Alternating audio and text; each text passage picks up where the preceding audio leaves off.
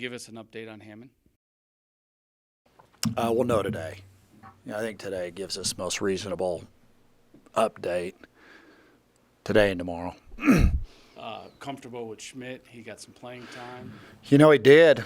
Played well, too. Kyle, it's just everything you're all about as a program. A guy that is a hard worker.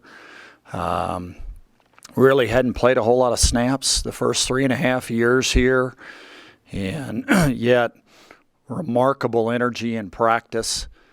And there's nobody on this team that is just – we got a bunch of guys that there's an incredible amount of mutual respect amongst our guys, but nobody more so than Mike Schmidt. You often talk about how much your guys love playing football. What's the difference between coaching these guys and, say, when you were coaching with the Texans? They love football there, too. I think the biggest thing is when you walked into the building there, or all forces were singular in terms of what the purpose was. And, every time there was any kind of interaction with the administration there,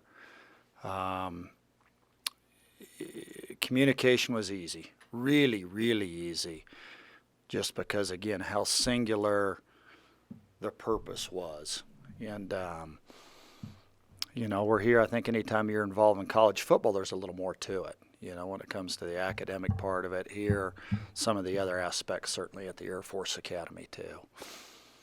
Troy, back to Mike Schmidt. Was there something you said to him prior to him going in to kind of, set his focus or get him ready? Because he looked like he was ready for the jump and had one of the better games of any quarterback all season. No.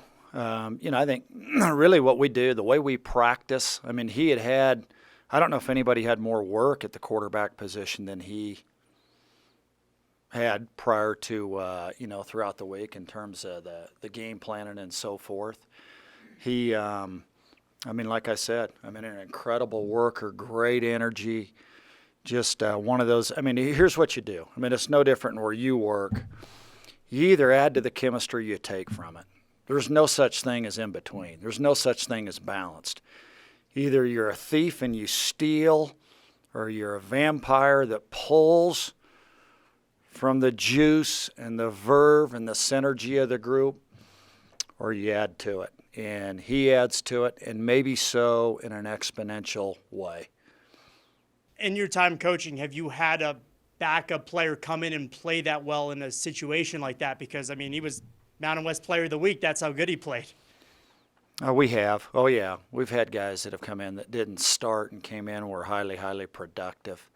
But he did a heck of a job. And running this complicated offense, not that it's surprising, I guess, because you said he gets all of these reps. But, even with the kicking out on the runs and stuff like that, he just seemed like he was in such a good rhythm. Is that really just the practice reps? Is it because he's been waiting his whole life for this moment? What do you think made him so comfortable out there? I think both those. You work and you work and you work. The guy that, I don't know why this sticks out. I remember the first book report I ever did when I was 8 years old, and it was in the winter, about February in 1975. I did it on a coach, ironically, that was coaching. It was his last year. We didn't know that at that time. It was coaching basketball down in right outside of Los Angeles in Westwood, and he wrote a book called "They Call Me Coach." And one of the little lines that was in there said that if I am prepared, then perhaps my chance will come. That's hard for us in this day and age. To pour your heart and soul and be that committed when that opportunity or that chance may or may not come about. Well, here's a guy that absolutely was prepared. What you got in the book report? I don't know. My mom would tell you it wasn't. My mom would tell you it probably wasn't as good as it should have been. Actually, I went after that one pretty good. That one interested you, right? Troy, asking now about Utah State, obviously a quality opponent. They're coming off a nice victory. What do you see on film from the Aggies?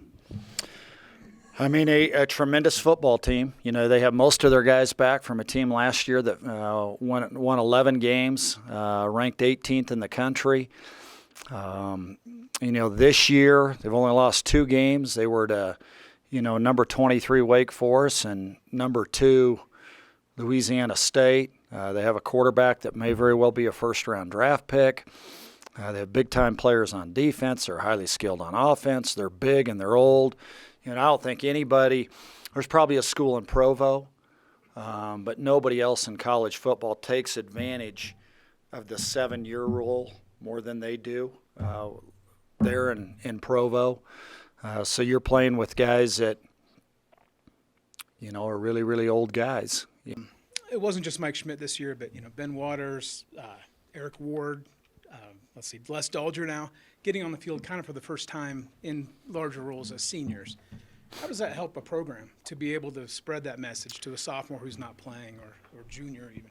Well, I mean, it's, you know, it's the old adage, those who stay are going to end up, those who stay will play. And it's a process. You know, there's just nothing that's instant, not only in terms of the football program, but really the school as a whole. There's nothing instant about this place. And if it's your nature to get really nervous and anxious the first time you're uncomfortable, the Air Force Academy exposes that. Compared that if, hey, something's not perfect, you just continue to work, continue to have some grit and some perseverance about you. And for those guys, you know, you mentioned Eric Ward. I mean, Eric Ward, you know, if you went the first 3 years, freshman, sophomore, junior year, Eric Ward and the parallel with him and Mike, there are a lot of them.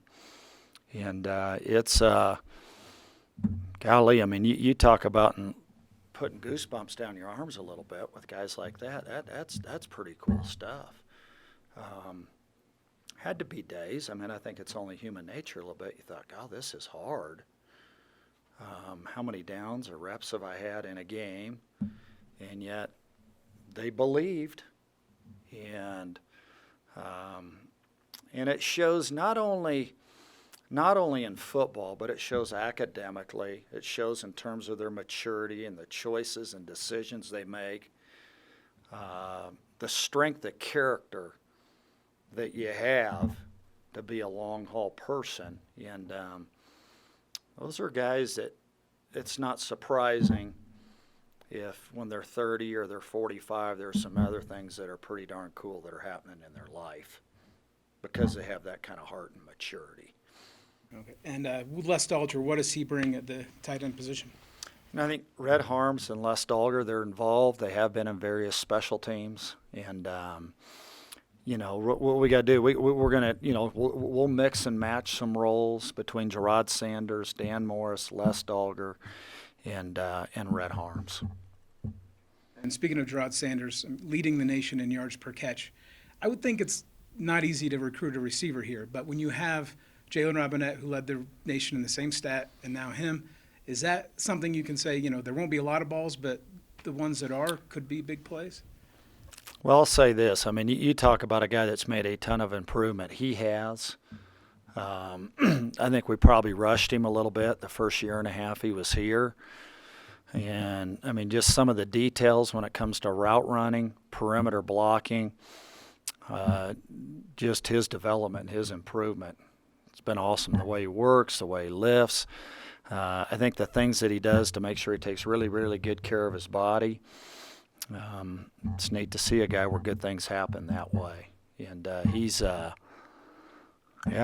mean, just the growth, and it's neat to see, you know, in terms of the other aspect of what you asked there.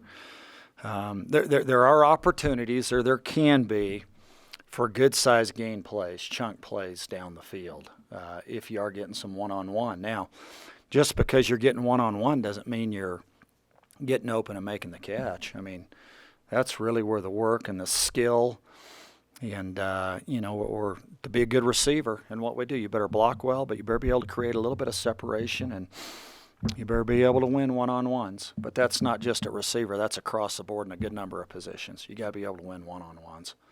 How much continuity do you see in Utah State with the coaching change, from what you saw? You got the same personnel, really. That's the part that I think makes it so seamless for them. Golly, I mean, anytime you have that caliber of group of talent and you're that old, which they are, I think this probably, it's got to be if you took just birth date, it's got to be one of the oldest teams in all of college football, and yet at the same time, to be able to supplement, to be able to go and if you need a couple of guys on defense, maybe more than a couple that come from not just four-year schools to be able to help your program too, they're able to do that.